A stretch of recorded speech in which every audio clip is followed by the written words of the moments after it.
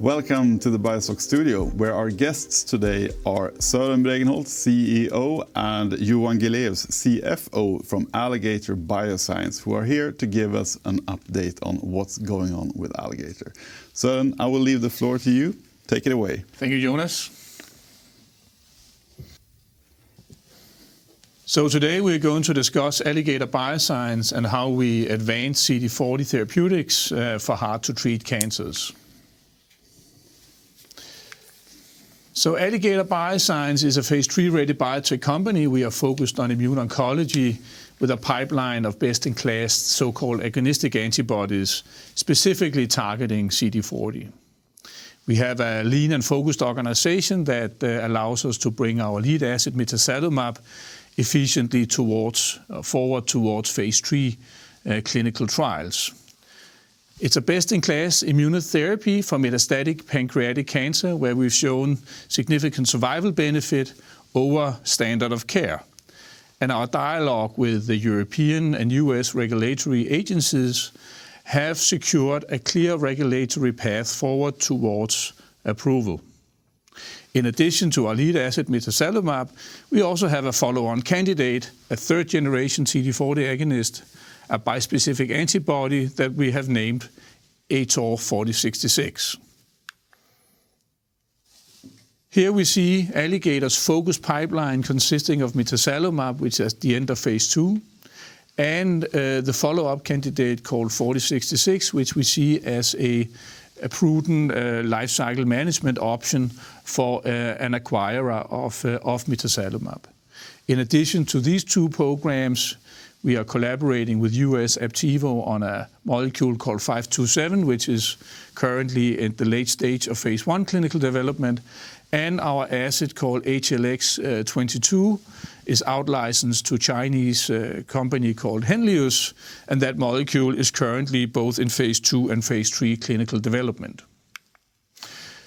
Now, taking a closer look at mitazalimab, it's a monoclonal antibody against CD40. It's carefully designed to ensure that we get both efficient activation of the immune system, but in a way where it's only happening in the tumor, hence we don't see a lot of side effects with mitazalimab, which is of course an important feature when we are treating patients that are very frail and on strong chemotherapy. The molecule is an ideal combination partner with chemotherapy, as we see in the next couple of slides.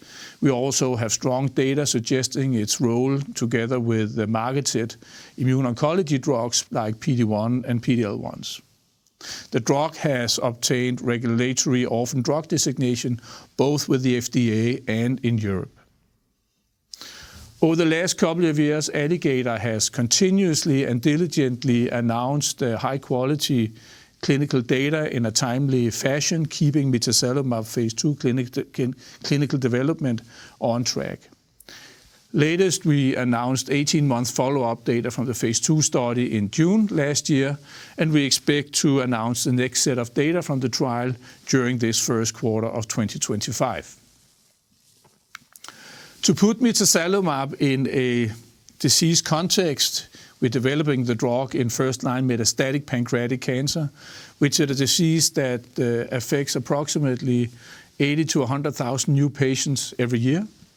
For these patients, the prognosis remains very poor, with a 5-year survival rate well below 5% and a median survival of less than 6 months if left untreated. The existing treatment regime for 90% of the patients are chemotherapy, and even with that, as I just said, the outlook is pretty poor. FOLFIRINOX is the most harsh of the available chemotherapy for the disease. It dominates first-line therapy for those best-performing patients, and that is both in Europe and in the US. Recently, a new drug was approved. This regime called NALIRIFOX offers similar overall survival benefits as FOLFIRINOX. So why do we believe that mitazalimab will play a key role in the treatment of metastatic pancreatic cancer going forward? First, of course, the unprecedented survival benefit that we just discussed just in a second is the main reason. We have strong clinical data to underpin the mechanism of action of the drug. We have seen that it's well tolerated with no significant safety signals on top of chemotherapy.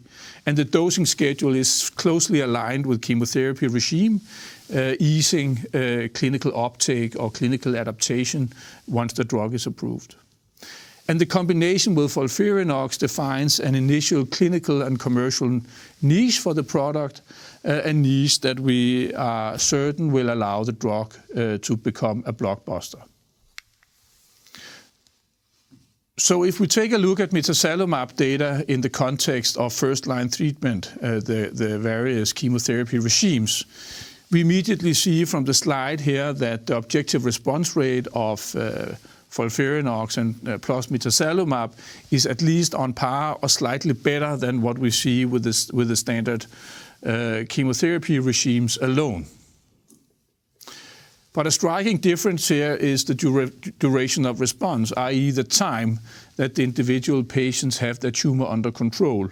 And we can see that from an average of 5 to 7 months with the first-line chemotherapies, we see that mitazalimab adds approximately 6 months to that, meaning that patients have their tumor under control for an additional 6 months, a notable difference in these indications. We also see that this benefit is translated into an overall survival benefit across the population, where the median overall survival is increased to approximately 15 months or 4 months over what is seen with chemotherapy alone. And finally, we can see that the 18 months overall survival rate, i.e. the number of how many patients are actually alive 18 months after treatment start, we can see that mitazalimab, when added to FOLFIRINOX, increases that or nearly doubles that number from approximately 18% to around 36%. Also a notable difference with mitazalimab here.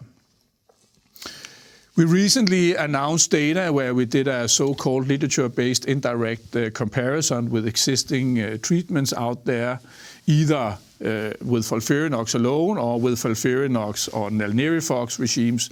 And what we see here is that the so-called hazard ratio is approximately 0.64 or 0.68, showing that these differences we see here in overall survival and 18-month survival rate are highly statistically significant, again underscoring the clinical value of mitazalimab. Just one more slide on the OPTIMIZE-1 data. Here is a so-called waterfall plot where we see individual patients depicted against their best so-called tumor response. And without belaboring the point here, we can see that quite a number of the patients actually have significant reductions in the tumor burden. We see patients with 60, 80, and even patients with 100% reduction in their target lesions. So a very, very strong clinical response. We still have a significant number of patients both on treatment here, more than 2 years after we, or around 2 months after we concluded enrollment, and we also have a significant number of patients in survival follow-up. So this bodes well for the clinical readout of the 24 months follow-up data in this first quarter of 2025. So just a summary here of the data and the status of the program. Very, very strong phase 2 data based on the study population, based on the dosing schedule, the endpoints. We believe that these data are likely to translate into a positive phase 3 outcome. As I already mentioned, we've had a number of encouraging discussions with both European and US regulatory authorities, clearing a path for mitazalimab towards approval. Further on that string, we recently announced that we had good interactions about our manufacturing strategy and the manufacturing work with both European and US regulators, and we expect to provide further outcomes from our regulatory dialogue with the FDA during this first quarter. We are continuing our partnering discussions with both global and regional biopharm and big biotech companies to identify a partner that can take mitazalimab through phase 2 and into the market. And we continue to invest in the preparation for the randomized phase 3 study that we believe can start in the second half of 2025. Just to take 2024 in review, one thing is to have a good molecule, one thing is to have a good clinical study, another thing is to operationally be able to actually execute on that. And the first part of this slide here shows you clearly that Alligator has executed on all our operational goals and communicated targets for 2024. It will be a hectic Q1 for Alligator with 24 months data from the 900 microgram cohort being published later in the quarter, together with top-line data from a second cohort with a lower dose of mitazalimab, and we expect to announce a few other bits and pieces of data during the first half of the year. So 2025, key targets here: find a partner for mitazalimab, no doubt about that is a key target for the company. Get mitazalimab ready for phase 3 initiation together with this partner, and then maintain 4066 as a strategic opportunity. And beyond 2025, of course, we want to ensure that mitazalimab gets to the market. We expect that can happen before or around 2030. We see a clear opportunity to expand mitazalimab outside of metastatic pancreatic cancer. And then lastly here, we believe that 4066 should be developed as a follow-up candidate to mitazalimab in hard-to-treat solid cancers. And finally, just to re-emphasize the point here, we have strategically refocused the company. We are laser-focused on mitazalimab right now. We have introduced a cost reduction plan that optimizes our cost structure to allow us to continue to invest in mitazalimab, and we have retained the essential and critical resources to be able to push mitazalimab forward. And with those words, I will hand over to Johan, our CFO. Johan. Thank you, Søren. I have a few slides here on our ongoing rights issue that we currently are conducting. These are with preferential rights for the current shareholders, and we are issuing units that include ordinary shares, TO12 and TO13, i.e. warrants then. The total transaction value 280 million. We have a secured level of 140 million, and of course we hope that more shareholders then will subscribe than the 140 million that are secured. The units rights that the shareholders will receive will be subject to trading. That will also be the case for the TO12 and TO13 once they are issued and post the rights issue. For the shareholders, important that you act on your unit right that you receive, either by exercising the allocated unit rights in the subscription, or you sell your received unit rights.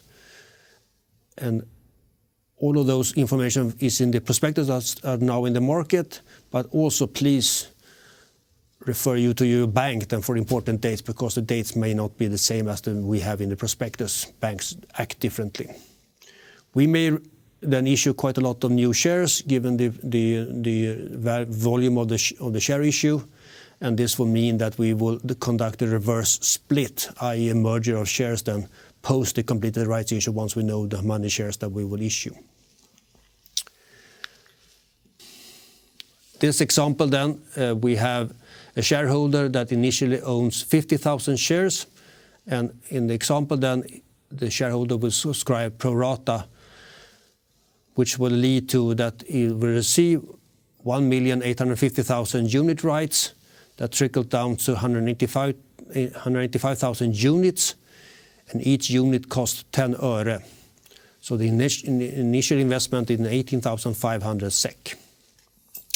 The results of the unit issue will then be 1.9 million shares, i.e. that's 50,000 initially, and then 1,850,000 additional shares then after the completed rights issue. In addition, this shareholder will receive 1,850,000 warrants, the TO12, and on top of that 925,000 TO13s warrants as well then. The TO12 had a subscription period in May and the TO13 has in September. Of course, we believe that these are attractively priced, and hopefully there is a value increase during the 2025, and which will hopefully then be a good investment for the shareholders. Thank you.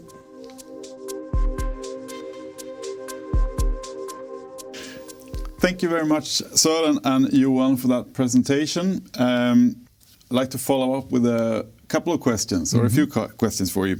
First of all, how do you plan to position mitazalimab then in the current treatment landscape with sort of the data that you have and so on? Yeah, it's clear that the first-line treatment in metastatic pancreatic cancer is dominated by FOLFIRINOX and Gemnab paclitaxel. And then you have Ipsen's Onivyde compound, the NALIRIFOX combo, slowly gaining market shares, especially in the US. And the way and the data that we have for mitazalimab is clearly to be positioned as a combination on top of FOLFIRINOX, and most likely also in combination with NALIRIFOX. And then you can say once you've established the drug in the market, then there is a gemcitabine market hopefully to be gained through some limited clinical trials. But that is sort of the next wave of the drug. But FOLFIRINOX combination in first-line metastatic pancreatic cancer. Yeah. So as you said, I mean, you have a few things to prove first, but do you have like a ready go-to market plan already now, or will that be elaborated during the phase 3 trial? Yes and no. Of course, it needs to be finessed and nuanced and turned into actionable recommendations during the phase 3 trial. But it's clear that US is the main market. That's where both FOLFIRINOX and NALIRIFOX have significant market shares.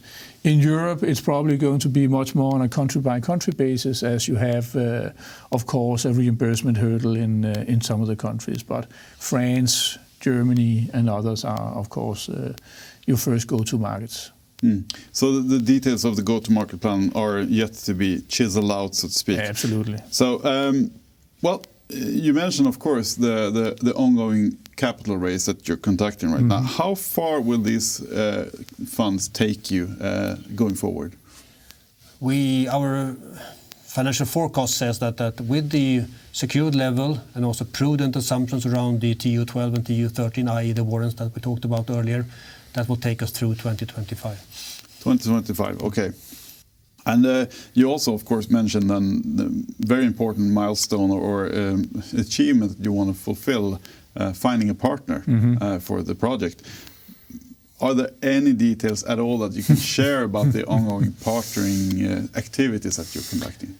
Yeah, I mean, maybe it's not details, but more general reflections. We're talking right now to a good handful of big global pharma players, big global biotech companies, and it's clear some of the data that we have just discussed, 24-month data, the literature-based comparison, and also the outcome of our dialogue with both the European and the US authorities something that these partners are also awaiting. So we see this data as the starting point for intensifying our dialogue with those partners, and of course continuing to reach out to potential new partners. I think it's important also to understand that the pharma is not a sort of a static amorph mass. It's very specific companies whose priorities and needs sort of evolve on a quarterly basis. So of course, companies that we've spoken to before, we're going to reach out again and share with them our progress. And I'm confident that we'll have good traction during the first 2 quarters of the year. A game of many contacts, you could say. Absolutely. Yeah. So, given the fact that you need to move the project forward, with this recent massive cost reduction program that you have announced, and how do you make sure that does not affect your ability to progress the program in a negative way? Yeah. So I think there are three critical factors here. One is, of course, that we have made sure that those resources that we need to bring Meta forward were not part of the scheme. So we have maintained these resources in the company. Then number 2 is, of course, to ensure that there is still commitment, there's still engagement, there is a willingness to continue bringing Meta forward. And I can tell you that the team is still fired up and committed to do that. And then Johan and I and the rest of the management, together with the board, of course, also have a clear task in ensuring that these team members think that Alligator is a good place to work and are continuing to provide value to the program. Mm-hmm. So as you emphasized in your presentation, you emphasized the importance of finding a partner. But with the money that you are raising now, depending on the outcome, of course, are you fit to start the phase 3 program in H2 in 25 without a partnership in place? Not without a partner. I mean, the work that we now are conducting is to prepare for phase 3 with the resources that Søren was mentioning and so on, so that we can then take that discussion with the partner and also see how the partner would like to conduct the phase 3. There are, of course, options how you structure a phase 3 program. And speculative, okay, but given the data that you have so far, how confident are you that you will find a suitable partner for Meta? I'm pretty confident. I think the balance here is, of course, to find a partner that has the ability to bring Meta forward and is willing to pay a price that reflects the real value of mitazalimab, and that's, of course, a balance that we need to strike.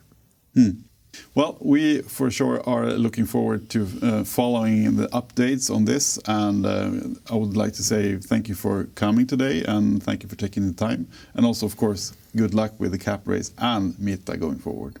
Thank you. Thank you. Thanks for having us. Pleasure. Yep.